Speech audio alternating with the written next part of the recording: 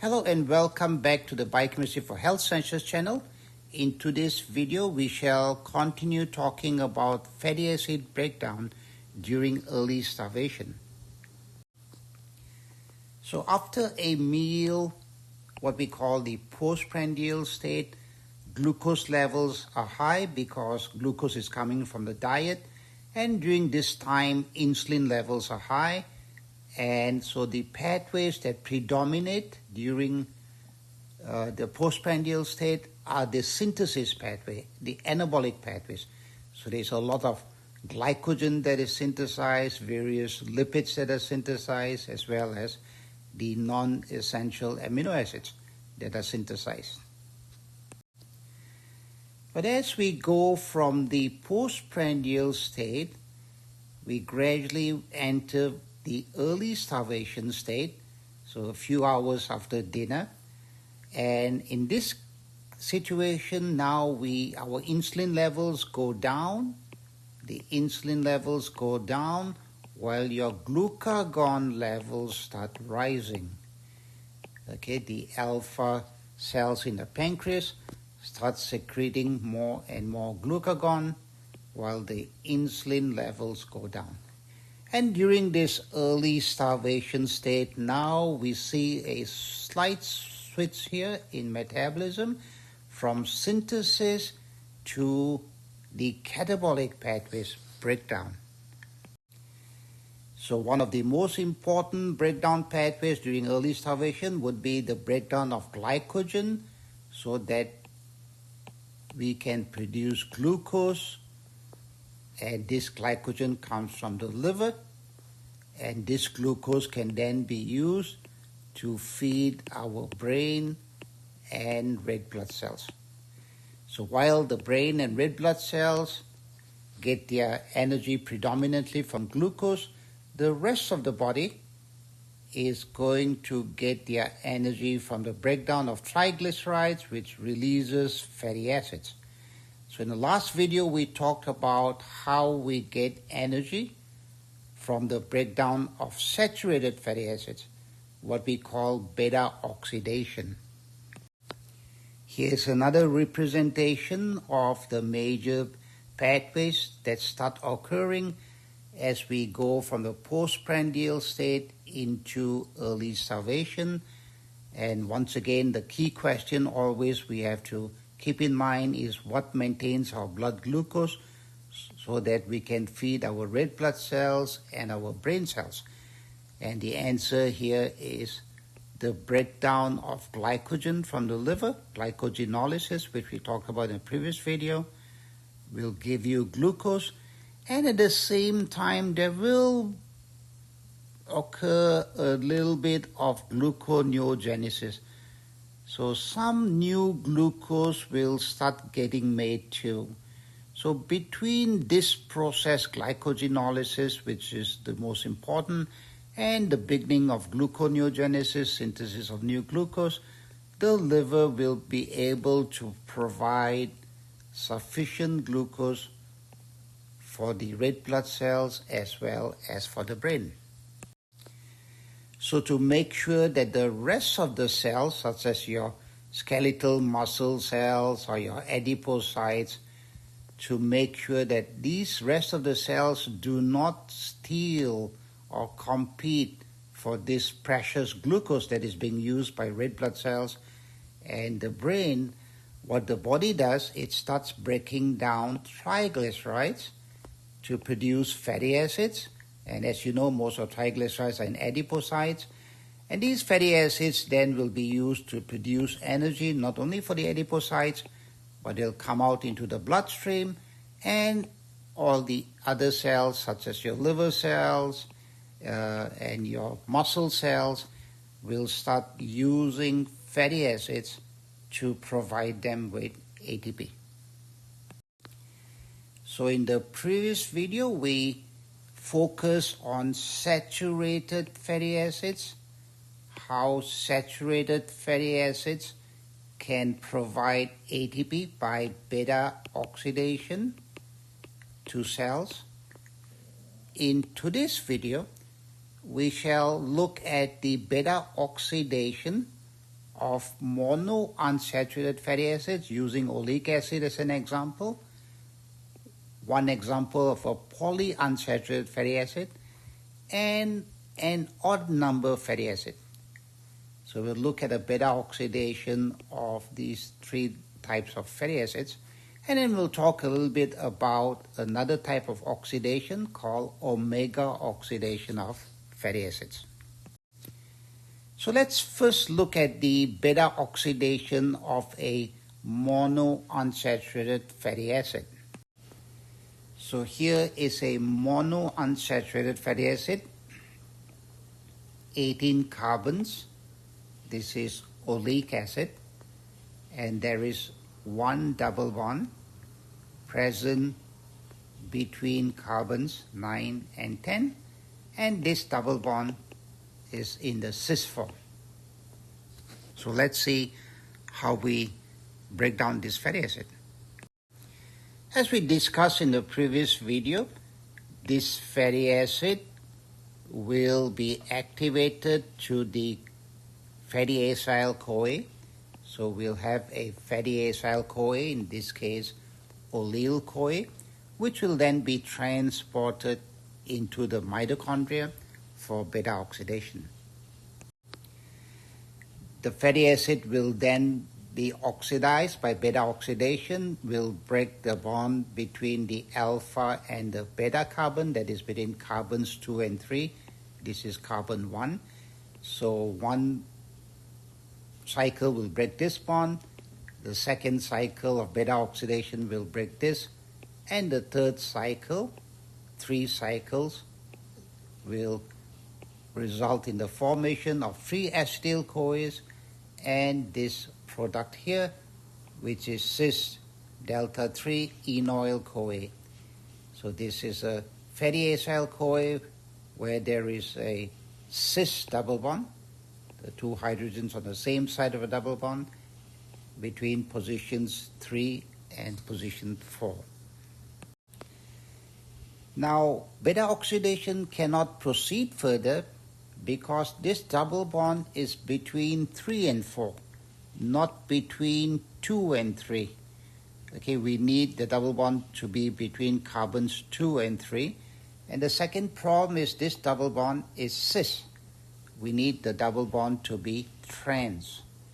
So we need trans delta 2 enoyl-CoA, but we have cis delta 3 enoyl-CoA. So what happens here is we use another enzyme that was not used for saturated fatty acids, and this enzyme is called by various names, either just enoyl-CoA isomerase or delta 3 delta 2 enoyl-CoA isomerase. And basically what this enzyme does, it shifts the double bond from position 3 to position 2. So now we have a double bond at between 2 and 3, and this double bond is also a trans. So now we have this substrate here that can continue beta-oxidation. So now this trans 2 enoyl-CoA that is formed, this will now be broken once again between the alpha and the beta carbon. This is a double bond at the right position and in the trans form. So 1 cycle, 2 cycles, 3 cycles, 4 cycles, and after 5 cycles we will get the whole fatty acid broken down into acetyl-CoA. So the breakdown of a monounsaturated fatty acid such as oleic acid requires one additional enzyme besides the ones that are used for beta-oxidation, and this enzyme is enoyl-CoA isomerase or delta 3 delta 2 enoyl-CoA isomerase. Now let's look at the beta-oxidation of a polyunsaturated fatty acid. And for this we'll look at an example of linoleic acid that has 18 carbons, total 18 carbons, 2 double bonds, both of them cis, one between 9 and 10, So one here between 9 and 10, the second one between 12 and 13. Okay, so as before, linoleic acid will enter, get activated through the fatty acyl-CoA, that is linolyl-CoA, and then go through beta-oxidation in the mitochondrial matrix. So linolyl-CoA will go through 1 cycle, 2 cycles, 3 cycles of beta-oxidation, releasing 3 acetyl-CoAs, and forming this intermediate here, where there is a double bond, cis double bond at position 1, 2, 3. So there's a cis delta 3, and there's another cis at delta 6. So there are 2 double bonds, so di-enoyl, 2 double bonds, and CoA. As mentioned before, this double bond is not in the right position, it's 3-4 instead of 2-3. And secondly, it's cis, so we need trans, and the double bond has to be in a 2 position. So once again, this enzyme, enoyl-CoA isomerase, comes to the rescue. It shifts this double bond from position 3 to position 2 and converts it from a cis to a trans. So now we have a substrate trans delta 2, so that's what we need, trans delta 2 enoyl-CoA, and we have this substrate that can now continue beta oxidation. And that's what happens. So this will be broken down between the alpha and the beta carbon. After 1 cycle, you get an acetyl-CoA, and now we get this intermediate where there is a double bond at position 4, so between 4 and 5, and again this is a cis. So there's 1 double bond, enoyl, cis delta 4, this double bond is at position 4, and it's in the cis format. So this intermediate will go through the first step of beta oxidation, that is this step here, and now will form a double bond between 2 and 3. So we'll form this double bond between carbons 2 and 3, and that's what we will get. We will get this substrate. So now we have a double bond between 2 and 3 and 1 between 4 and 5. This 2 and 3 is a trans. This is a trans, while the one between 4 and 5 is a cis. So we have a trans delta 2 cis delta 4 di-enoyl CoA at this stage. So clearly this cannot go through any more beta oxidation because we don't have any enzyme that can, in beta oxidation, that can work on this substrate. So now we need the help of another enzyme to solve this problem. So with the help of this enzyme 2,4-di-enoyl-CoA reductase, this substrate here is converted into this substrate where there is a trans double bond between positions 3 and 4. So instead of these 2 double bonds, one between 2 and 3 and the other between 4 and 5, we now have 1 double bond which is in a trans position between 3 and 4. Once again, this cannot go through beta oxidation because the double bond is in the wrong place, 3 and 4. It should be between 2 and 3. Although it is the trans isomer, that's the correct isomer, but it is in the wrong place. So once again, we use this enzyme, enoyl-CoA isomerase, and this enzyme now will move the double bond from position 3 to position 2, which is exactly what we want. So now we have the right substrate for beta oxidation, and once again, 1 cycle, 2 cycles, 3 cycles, 4 cycles, always breaking between alpha and beta, and the whole linoleic acid is broken down into acetyl-CoA.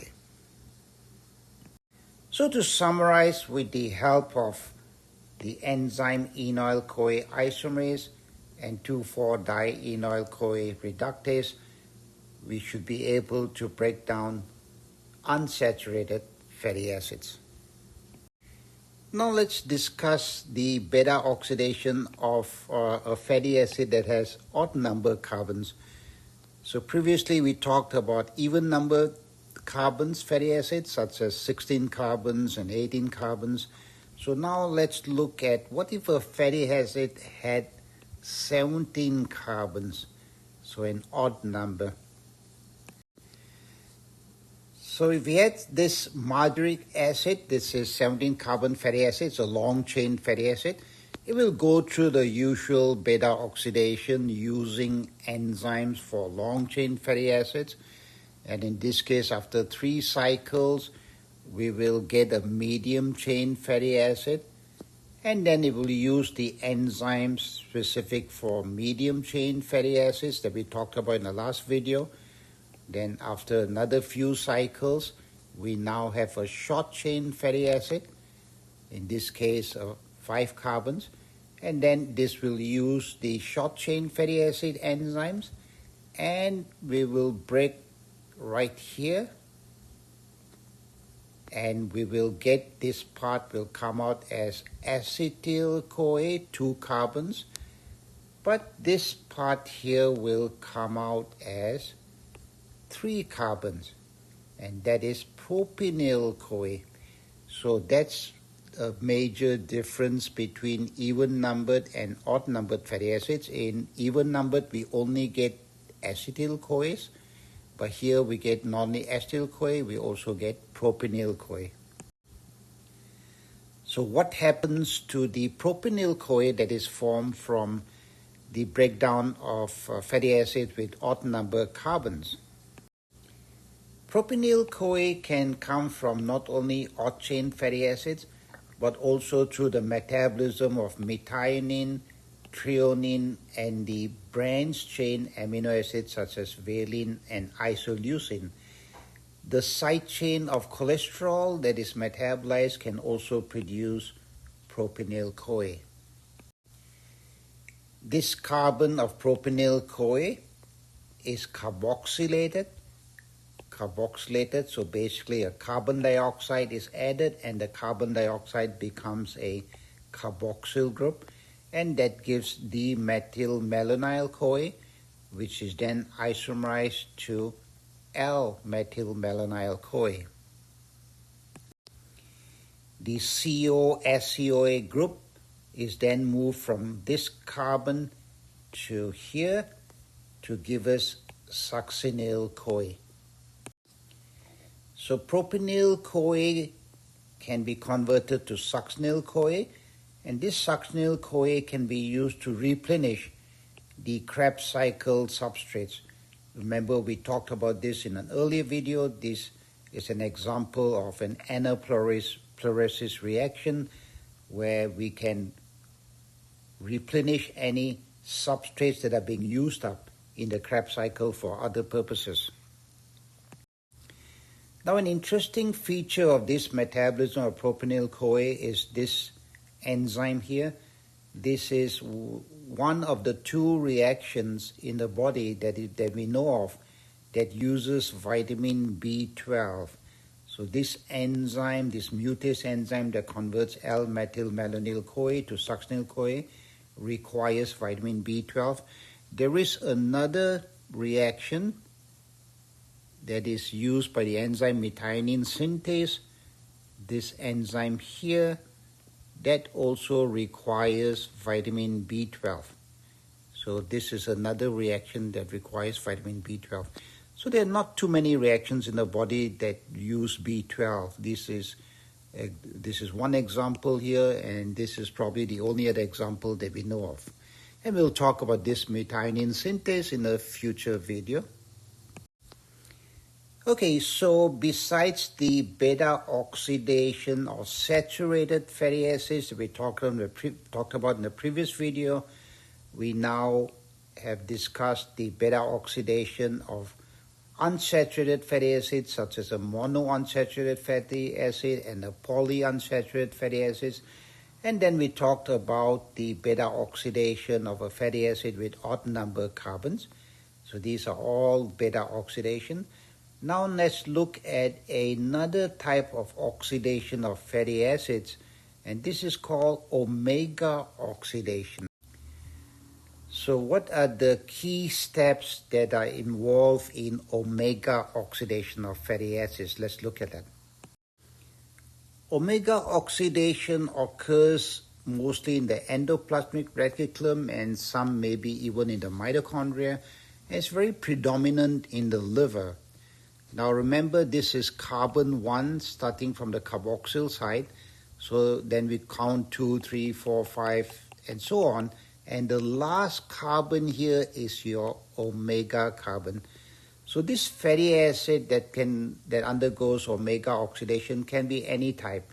It could be even numbered carbons, odd numbered carbons, short chain, medium chain, long chain, whatever.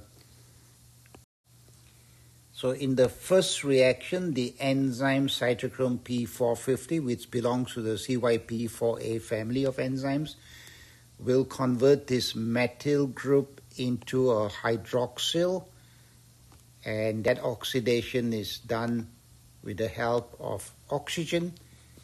And then the hydroxyl group is further oxidized into an aldehyde. This is done by alcohol dehydrogenase, and then the aldehyde is oxidized to a carboxyl group, and that is done by aldehyde dehydrogenase. So now we have a carboxyl group at the omega end and a carboxyl group at the other end. So this will give us a fatty dicarboxylic acid. This dicarboxylic acid will then enter the peroxisome, and there we can have beta-oxidation that can occur at both ends, giving us shorter dicarboxylic acids. And we'll look at this peroxisomal oxidation of fatty acids in the next video. Now, why do we need omega oxidation? There are several reasons that have been reported in literature. One could be that omega oxidation provides an alternate pathway for beta oxidation. So for example, if we give this fatty acid 2,2-dimethyl-stearic acid, if we give this to a rat, you can see what happens is because of this part here, they cannot go through beta oxidation because of this branching right here. So this carboxyl part cannot go through beta oxidation. So instead, we have omega oxidation on this end. Through omega oxidation, we produce a carboxyl group at the other end because this end cannot go through beta oxidation.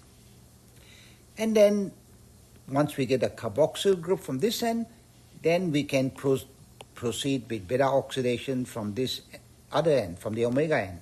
So we have beta oxidation from the omega end. And when this fatty acid was given to rats, we see in the urine this dicarboxylic acid produced, 2,2-dimethyl succinic acid, as well as this dicarboxylic acid, 2,2-dimethyl adipic acid.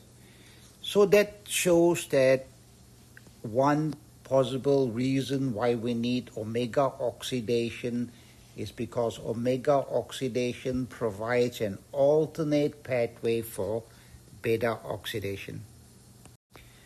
Although still controversial, some researchers believe that dicarboxylic acids are more efficiently oxidized by beta oxidation than monocarboxylic acids.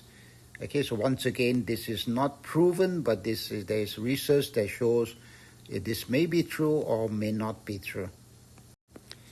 Other researchers speculate that omega-oxidation may play a very important role during starvation and diabetes, because it's one way to make this dicarboxylic acid succinyl-CoA.